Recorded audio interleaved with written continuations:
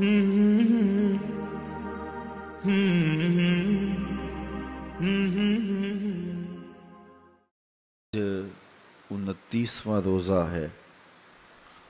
اور اللہ نے چاہا تو آج نہیں تو کل چاند کے نظر آنے پر عید کا اعلان ہوگا۔ میرے اور آپ کے لیے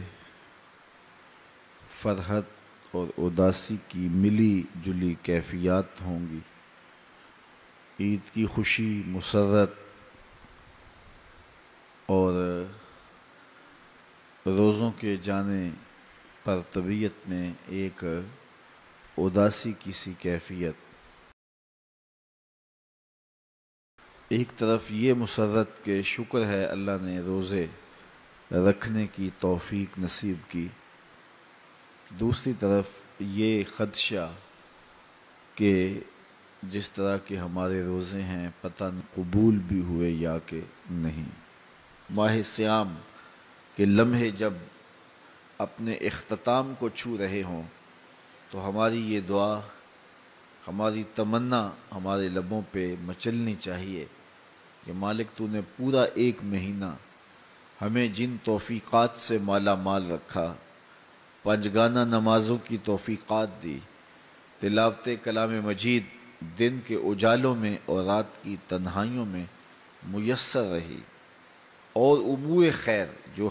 ہم بجا لاتے رہے تو نے ہمیں توفیق دی، تو کہیں ایسا نہ ہو کہ ماہ صیام کے گزرنے کے بعد ہمارے یہ معمولات، ہماری زندگی کا یہ خیر برا انداز ہم سے کہیں چھین نہ لیا جائے۔ تو کریم ہے، اگر ہمیں ہدایت دی ہے تو اس پر ہمیں مستقیم بھی رکھ۔ اور وہ بد نصیب لوگ ہوتے ہیں کہ جو سیدھی راہوں پہ چلنے کے بعد پھر ٹیڑھی راہوں کے مسافر بن جاتے ہیں، ہدایت کے بعد پھر ظلمت کے اندھیروں میں گم ہو جاتے ہیں۔ اللہ تعالیٰ جل شانہ نے اس عورت کی مثال قرآن مجید میں بیان کی جس کا مفسرین فرماتے ہیں توازن ذہنی ٹھیک نہیں تھا، اور وہ کیا کرتی تھی، سارا دن سوت کاٹتی رہتی تھی، اور جب شام چرخہ اٹھانے لگتی تو اپنے ہاتھوں سے کاتا ہوا سوت توڑ توڑ کے ریزہ ریزہ کر دیتی۔ تو اللہ تعالیٰ جل شانہ نے اس عورت کی مثال دے کے اپنی مخلوق کو سمجھایا کہ تم بھی اس عورت کی طرح نہ ہو جانا جو اپنے دن بھر کی کمائی کو شام کے وقت اپنے ہاتھوں سے ادھیڑ دیتی ہے اور کاتا ہوا سوت دوبارہ ریزہ ریزہ اور پرزہ پرزہ کر دیتی ہے، تو سارے دن کی محنت